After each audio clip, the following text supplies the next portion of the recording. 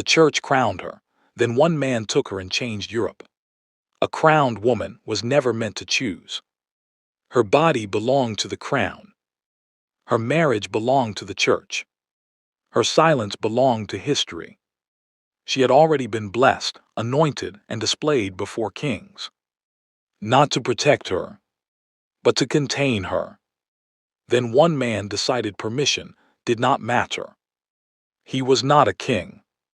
He was not chosen. He did not ask. What followed was not romance. It was excommunication, exile, and the quiet birth of a power one planned to create. By the time authorities reacted, the damage was permanent. Power doesn't ask for permission. It moves quietly, decides quickly, and leaves consequences behind. What you're about to hear is not legend. It is history told without illusion. This is a historical power story. She was not raised to rule. She was raised to be placed. Judith learned this early. Every room she entered already knew her purpose. Men watched her as if she were a document waiting to be signed. Women adjusted her sleeves, her posture, her silence.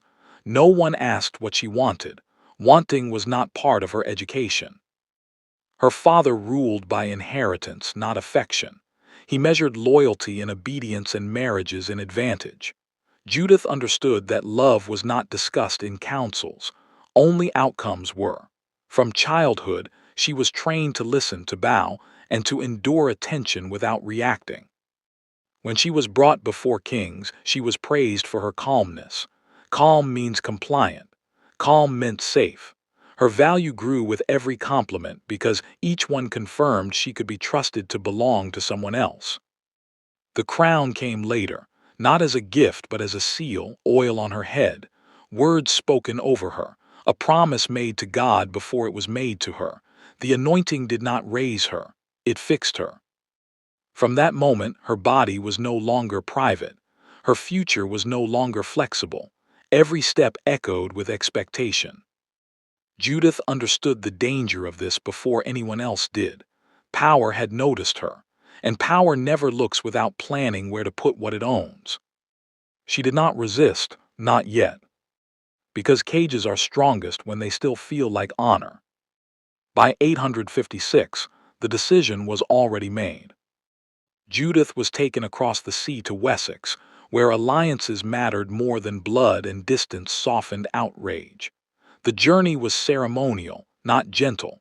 Every stop announced her value. Every prayer reminded her that refusal was impossible. Ethelwulf, king of Wessex, received her with formality. He was older, disciplined, careful. The marriage was not built for intimacy. It was built to bind two realms against uncertain futures. On the day of the wedding, something unprecedented happened. Judith was crowned. Not merely presented, not merely acknowledged. She was anointed with oil placed beside the king and named queen in the full sacred sense. The church spoke the words. The court watched in silence. A line had been crossed quietly. In Wessex, queens were not crowned. They advised me. They endured. They disappeared between reigns. This coronation changed expectations without asking permission. Judith understood what the oil meant. Sacred authority could not be set aside. What was blessed could be controlled, but never ignored. Her presence now carried weight that unsettled men who preferred their power unquestioned. The court praised the ceremony as unity. Privately, some feared it. A crowned woman could not be easily moved, traded, or erased. Judith remained calm. She learned how to sit inside without reacting. But beneath the crown, she recognized the truth. Honor had tightened the cage, and time began closing around her with deliberate, patient pressure. Life in Wessex moved by ritual. Judith learned its rhythm quickly. The king prayed at dawn. The court gathered at fixed hours. Silence followed hierarchy. Ethelwulf treated her with respect, not closeness. He spoke to her as one speaks to an agreement already signed. There was no cruelty in him, but there was distance. He ruled through order, and order did not require affection. Judith performed her role perfectly. She appeared when summoned, she listened, she nodded. The crown rested heavy but steady. The court learned to accept her presence, though never fully. Some watched her as a sacred object, others avoided her entirely. In 858, the balance broke. Ethelwulf fell ill without warning. What had been stable turned fragile in weeks. Councils whispered. Messengers rode harder. Judith was moved gently, carefully, like something that might shatter if handled wrongly. When the king died, the court did not mourn loudly. Power rarely does. Attention shifted immediately to succession. Judith, still crowned, still young, still anointed, was suddenly a problem no one had planned for. A crowned widow was dangerous. She could legitimize claims. She could destabilize alliances. She could not simply be sent away. Judith was watched more closely now. Doors closed faster. Conversations ended when she entered. Her crown remained, but its meaning changed. For the first time, she sensed movement around her that did not include her. Something was being decided, and she was not invited. Judith did not leave the court after Ethelwulf's death. She remained visible, seated, crowned. That was the problem. In Wessex, widows withdrew. They stepped back so new kings could step forward. Judith could not. The oil on her head made retreat unclear. No rule explained where an anointed queen was supposed to go when her king was gone. By the end of 858, decisions were being rushed. Councils met without ceremony. Bishops argued quietly. Nobles watched each other instead of the throne. The crown Judith wore now interfered with succession, not by force, but by presence. The solution came quickly and without softness.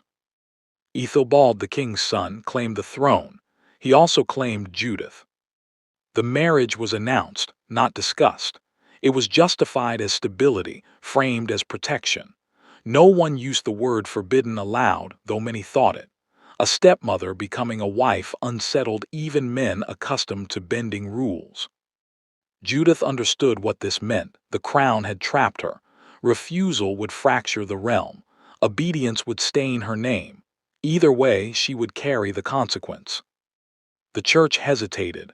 Silence replaced blessing. What could not be approved was allowed to continue. Judith stood still and accepted what was placed before her. She did not protest.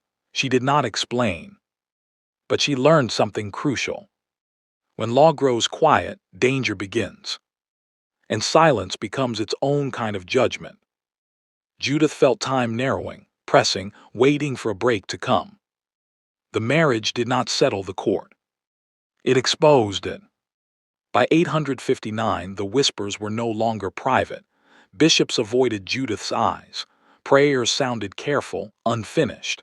No public blessing sealed the union, and everyone understood why. What had been done could not be named without forcing judgment. Ethelbald ruled, but uneasily. His authority rested on a choice few respected. The court obeyed him, yet watched Judith more closely than the king. Her presence reminded them of a line crossed and left uncorrected. Judith carried the weight of it without complaint. She appeared beside Ethelbald when required. She wore the crown. She spoke little. Inside the court, restraint was mistaken for acceptance. In truth, she was learning how fragile power becomes when it relies on silence. The church did not act, but it did not forget. Letters moved quietly between bishops. Words like unlawful and forbidden were written, then crossed out. No one wanted responsibility for what followed judgment. In 860, the decision arrived without ceremony. Ethelbald died suddenly. No warning, no preparation. The court shifted again, faster this time. Judith was widowed for the second time before she was fully understood as a wife. Now there was no justification left, only memory, only accusation. The crown she wore no longer protected her, it marked her. Within days, arrangements were made. She would be sent back across the sea, back to her father, back to a court that would remember everything. Judith did not resist, but she understood one thing clearly. This return would not be safe. Judith returned to West Francia in 860 under guard, not escort. Her father, Charles the Bald, received her without anger and without relief. His court was orderly, cold, precise. Here, silence was policy. Nothing was said about Wessex. Nothing was forgiven. What mattered was control restored. Judith was no longer treated as a daughter. She was managed. Servants watched her movements. Advisors measured her worth aloud as if she were absent. Marriage was discussed around her, never with her. The crown she had worn was gone, but the anointing remained. That made her dangerous. An anointed woman could legitimize men the king did not choose. She could fracture alliances with a single vow. So Charles acted carefully. By winter, Judith was placed inside religious confinement. Officially, it was protection. In truth, it was custody. The walls were quiet. The prayers were constant. Choice was removed gently, like breathing stops during sleep. Judith understood the message. Her life would proceed only when commanded. Waiting was expected. Obedience was assumed. Yet confinement sharpened her attention. She listened through the doors. She noticed which messengers came often. She learned which names were spoken softly. Power was moving again. And this time, it was not moving her. It was preparing to place her somewhere else entirely. She waited without protest, knowing delay was also a decision, and that the longer power waited, the more violently it would eventually move when permission finally failed everyone involved. Judith learned the rhythm of confinement. Bells divided the day. Silence filled the rest. What could not be said was understood. Outside the walls, her name continued to travel. Councils debated futures that ended at her door. Charles allowed discussion, never access. Control was maintained by distance. In late 860 and into 861, visitors arrived who were not priests, men with military habits, men who asked practical questions. They looked at Judith without reverence but with assessment. She noticed one who listened more than he spoke.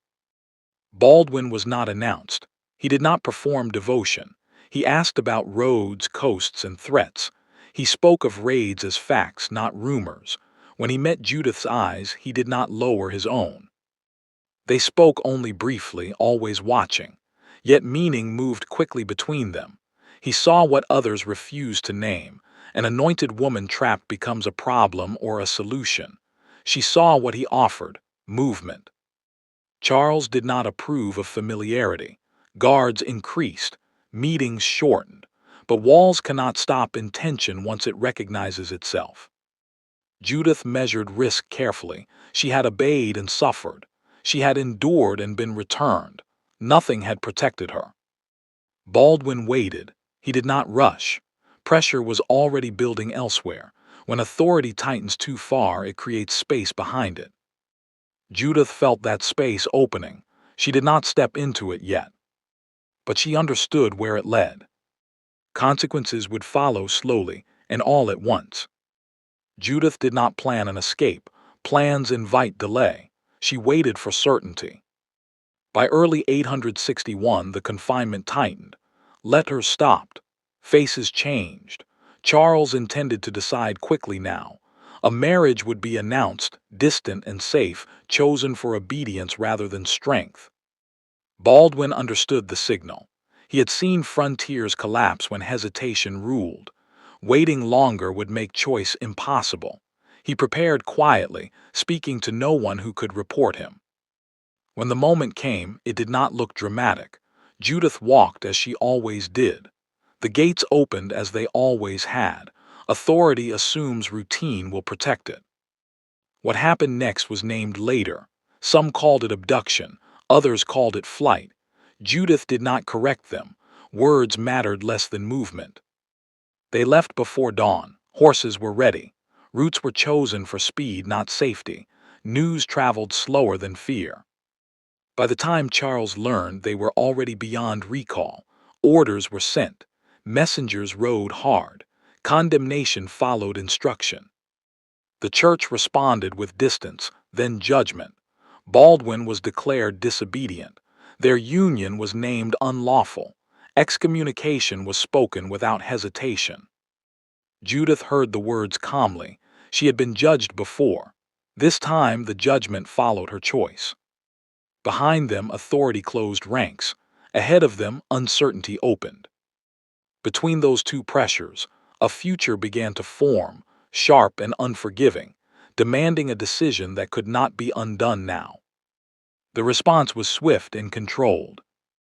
By mid-861, Charles issued commands that carried more weight than anger. Baldwin was named a criminal. Judith was declared disobedient. The marriage was voided in words meant to erase it. Bishops followed the signal. Letters were read aloud, altars close to Baldwin's name. Excommunication was not shouted. It was delivered calmly, like a sentence already decided. Judith did not argue. Argument accepts the court. She watched men work to undo what had already happened. Power moves fastest when it believes it can still reverse time.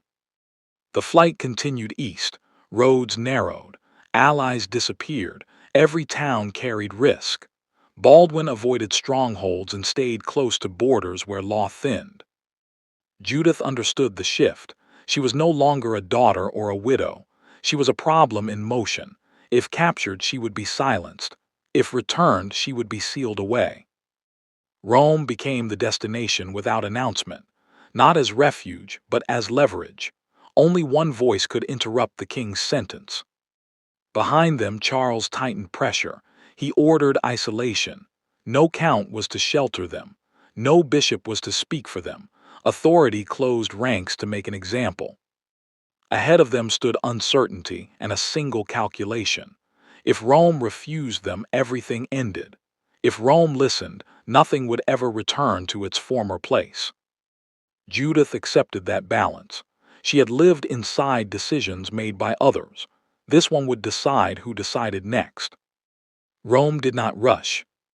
By late 861, word reached the Pope. Letters arrived from Charles. Letters arrived from bishops. Each one carried a version of events shaped to justify its sender. Judith and Baldwin were not summoned immediately. That was deliberate. Rome moved by procedure, not pressure. Every claim required examination. Every voice required hearing. Weeks passed. Winter came. Messages slowed. Judith waited without certainty. She had chosen movement over confinement, but movement could still end in silence. Baldwin grew restless. Action had brought them this far. Waiting felt like surrender. Judith reminded him that Rome's delay was not rejection. It was a consideration, and consideration meant their voice would be heard. When the summons finally came, it was formal and brief. They were to present themselves. No promises were made. No outcome was suggested. Judith prepared carefully. She would not argue law, she would state facts. She had been crowned. She had been confined. She had chosen. Choice, once made visible, cannot be erased by condemnation alone. Baldwin would speak of loyalty and service. He would not claim innocence. He would claim consequence. What had been done could not be undone without breaking something larger. Rome listened to them separately, then together. Questions were direct. Answers were measured. The silence that followed was not emptiness. It was a calculation.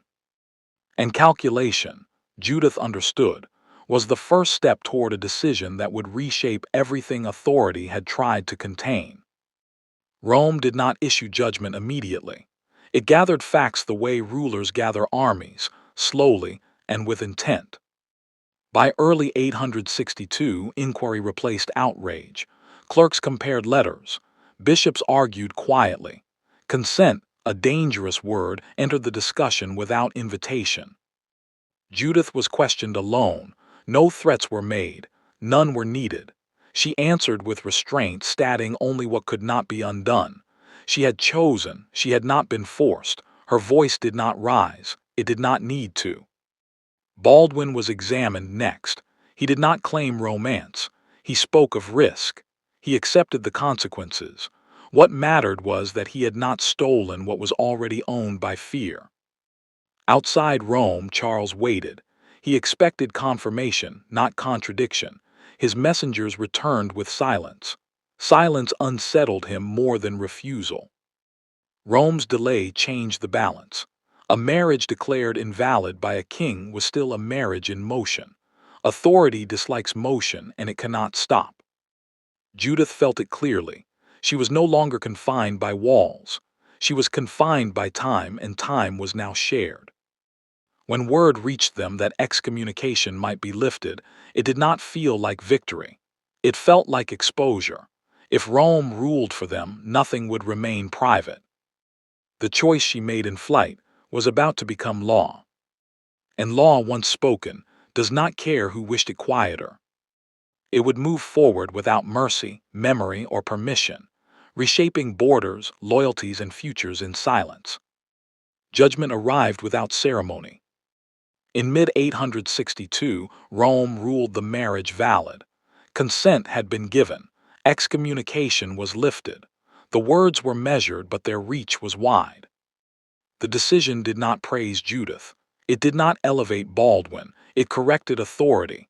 A king had spoken beyond his limit. A church had waited, then drawn a line. Messages left Rome quietly. By the time Charles read them, the outcome was fixed. He was not asked to agree. He was informed. The court reacted with control, not rage. Orders were adjusted. Language softened. What could not be reversed was reframed. The rebellion became a resolution. Disobedience became settled. Judith felt no triumph. Legitimacy is heavier than fear. It follows. It demands consequence. Her choice now required a place to stand. Charles chose distance. He would not keep the problem near him. He would place it where danger already lived. Along the northern coast, land waited that kings avoided. It was raided, wet, and restless. It absorbed failure quickly. Granting it looked generous, it was not. Baldwin was named count. The title sounded clean. The ground beneath it was not. Judith understood the exchange. Recognition for removal, law for exile, safety for silence. They accepted. When authority gives with one hand and withdraws the other, it expects collapse. What it received instead was something it could not later remove. The land they were given did not welcome them. By late 862, the coast received them with wind and silence. Marshes stretched wide. Roads dissolved into mud. Villages stood half-burned, rebuilt, then burned again. This was not a reward. It was a test disguised as trust. Baldwin surveyed it without complaint. He had seen worse edges of rule. Borders fail first, then teach lessons kings never learn. He understood why this place was chosen. If he failed, no one would notice for long. Judith watched differently. She noticed who remained when authority withdrew. Farmers stayed. Fishermen returned. People who had learned to live between raids did not ask who ruled them. They asked who would stand. The title followed them like a shadow. Count of Flanders. It sounded final. It was not. Titles do not hold ground. Men do. Supplies were thin. Loyalty was thinner. Baldwin ordered fortifications where others had prayed. He measured rivers, crossings, and walls. Defense came before the ceremony. Judith spoke rarely, but when she did, people listened. Her presence carried memories of crowns and courts. She did not promise protection. She promised attention. At night, fires burned low. News arrived slowly. Beyond the marshes, kings adjusted to their absence. What was meant to exhaust them began to shape them instead. The land resisted, then waited. So did history. Winter tested what titles could not. By 863, raids returned with the season. Ships appeared without warning. Villages emptied before horns sounded. Fear moved faster than orders. Baldwin did not chase the raiders. He fortified the living. Walls rose where markets once stood open. Watch points replaced prayers. He offered a choice: stand together or scatter alone. Some resisted. They had served kings before and been abandoned each time. Baldwin did not argue, he waited. When the next raid came, his defenses held, not perfectly, enough. Judith moved among the people without ceremony. She did not speak of Rome or her father. She spoke of grain stores, children, and winter. Authority here was practical. Survival decides loyalty. Slowly, resistance softened.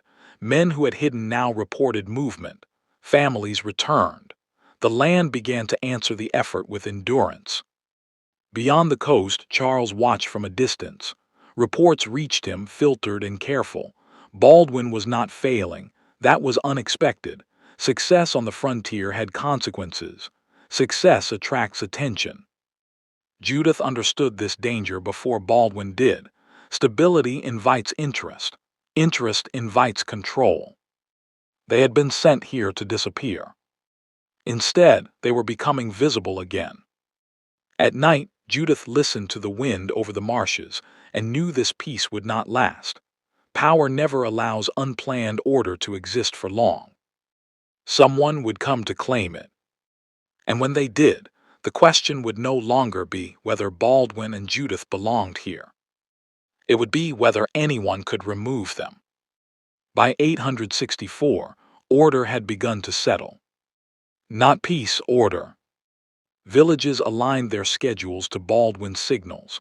Watchfires answered one another across distance. The coast learned a new habit, preparation. Raiders still came, but less often. When they did, they met resistance instead of panic. That change did not go unnoticed. Messengers arrived from inland courts asking careful questions. Who commanded the defenses? Who collected the tribute? Who decided punishment? Baldwin answered simply. He did not claim more than he held. That restraint made his authority clearer, not weaker. Judith understood the risk before others named it. Stability on a frontier invites recognition. Recognition invites interference. What began as exile was now becoming something that required explanation. Charles received reports stripped of detail. They said Baldwin was capable. They said the coast was holding. They did not say the people were loyal. Loyalty was harder to measure from afar. Judith's name appeared again in letters, quietly, as a lineage, as for legitimacy, as a reminder. The crown she no longer wore still followed her. At night, Baldwin spoke of expansion, stronger walls, wider control. Judith listened, then warned him. Growth attracts attention faster than strength attracts safety. They had survived being discarded.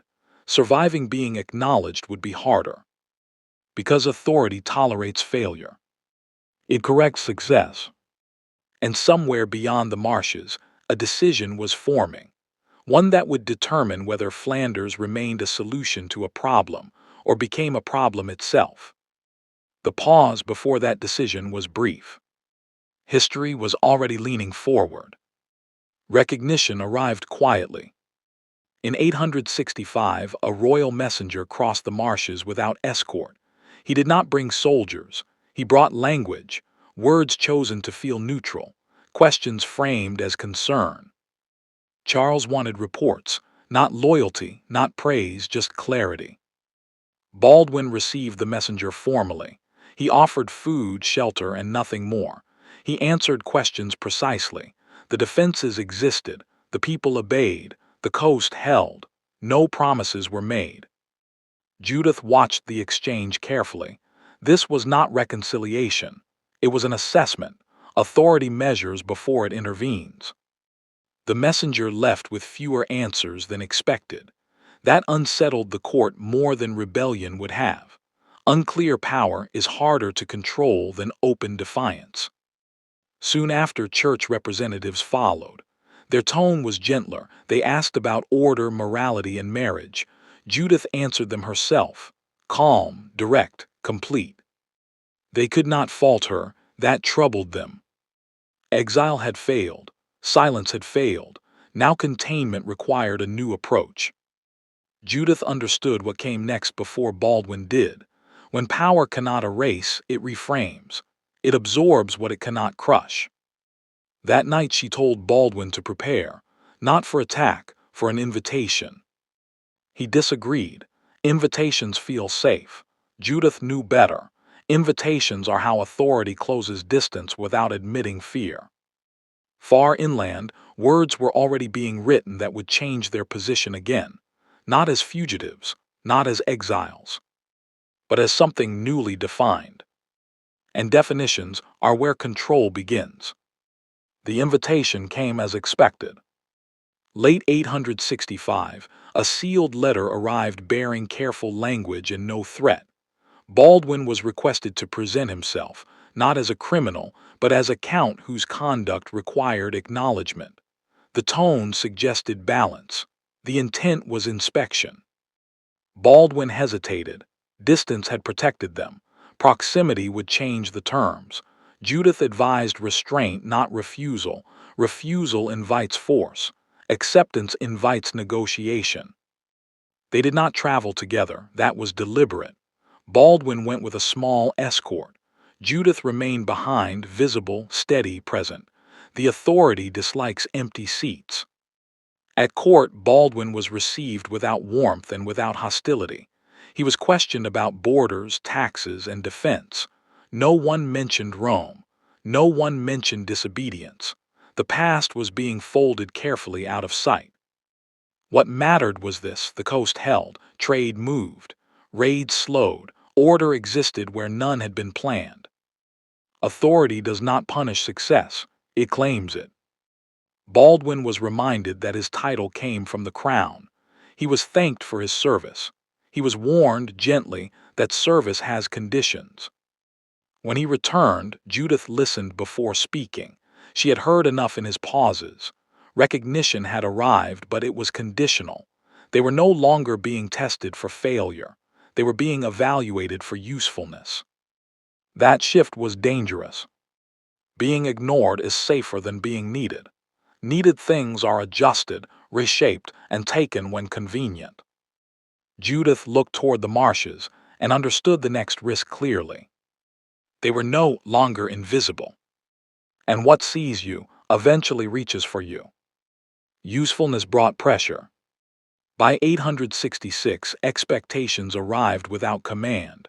Requests followed recognition. More patrols, wider responsibility. The coast was no longer treated as a burden. It was treated as an asset. Baldwin understood the pattern. Authority was extending its reach without moving its borders. Each request sounded reasonable. Together, they formed a claim.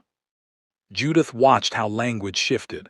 Letters spoke of our coast, our defense, our stability. Ownership was being rewritten quietly. She warned Baldwin not to expand too fast. Growth invites oversight. Oversight invites replacement. He listened, but success makes caution feel unnecessary. Church envoys returned with softer questions. Was order being kept? Were marriages proper? Was loyalty clear? Judith answered carefully. She offered no excess devotion. Excess devotion invites suspicion. The people sensed the change before it was announced. Taxes increased slightly. Records were requested. Names were written down. The frontier felt watched. Judith understood what this meant. The authorities had stopped waiting for the collapse. It was preparing for incorporation. That night she spoke plainly. If they were to remain, they had to be indispensable, not obedient. Obedience is replaceable. Indispensability is not. Baldwin agreed, though uneasily. Resistance would not be open. It would be structural. The coast would function because of them, not despite them. But structure takes time. And time was no longer fully theirs. Beyond the marshes, decisions were moving again. Not about exile, not about punishment. About permanence. And permanence always demands a final test before it is allowed to exist. The test came without warning. In early 867, reports arrived of renewed movement along the coast. No raids yet, probing, smaller ships, faster retreats, the kind of threat that measures response before committing force. Baldwin recognized it immediately. This was not a chance. Raiders had learned the coast was no longer weak. They were testing whether its strength depended on him or on luck. The authorities watched as well. Messengers stopped asking questions and began waiting for outcomes. Baldwin acted without request. He reinforced crossings, repositioned patrols, and ordered villages to coordinate supplies. There was no appeal to the crown, no appeal to the church, only action. Judith remained visible. She did not hide. She moved among settlements calmly, reinforcing presence rather than fear. People followed because they trusted continuity. Continuity had become their safety. When the raiders struck, the response was immediate. Fires were answered, defenses held. Losses came but not collapse. The coast remained intact. Word traveled quickly. By the time reports reached inland courts, the narrative had shifted again. Baldwin had not asked for help. Judith had not appealed for protection. The frontier had defended itself. That unsettled authority deeply. Because power tolerates autonomy only when it believes it is temporary. This no longer felt temporary. Judith understood the silence that followed. No praise came, no reprimand followed. That silence was a calculation. And calculation means a decision is close. The next message would not be neutral. It would decide whether Flanders remained tolerated or demanded submission in a way that could not be quietly refused. The message arrived at dawn.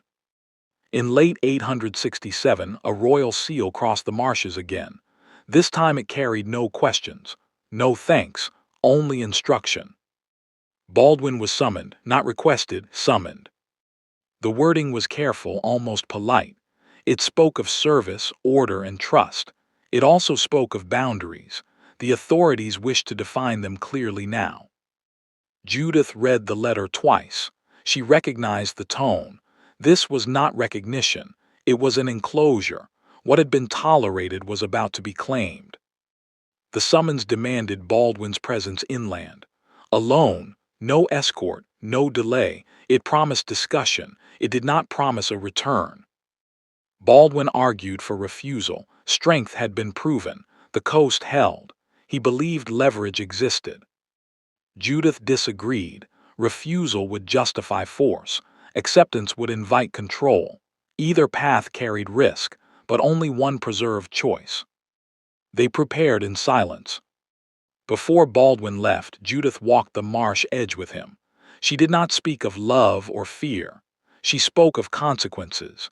If authority could not remove him, it would remove her influence next. At sunrise, Baldwin rode inland. Judith remained behind, visible to all. She understood the danger clearly now. The crown had failed to break them. Exile had failed. Silence had failed. This summons was the final attempt to decide who truly ruled the frontier. And whatever decision came next would not be reversible. History watched quietly, knowing submission or rupture would follow before the coast could breathe again. Power does not always strike. Sometimes it waits. Judith learned that crowns can confine as tightly as walls, and that obedience does not protect those who carry value. Baldwin learned that authority weakens at its edges, and that exile, when survived, becomes leverage. Together, they exposed a quiet law of history. Control works only while people accept it as inevitable. Now the test has changed. Baldwin rides inland, summoned by authority that no longer pretends patience. Judith remains on the coast, visible and steady, knowing what comes next will decide more than titles. History rarely rewards the people who change it, but it remembers them. Power always moves on. History decides who mattered. If this story stayed with you, there are others waiting. This is a historical power story. History rarely rewards the people who change it. Part 2 begins where tolerance ends, where power stops watching and starts acting. Watch Part 2.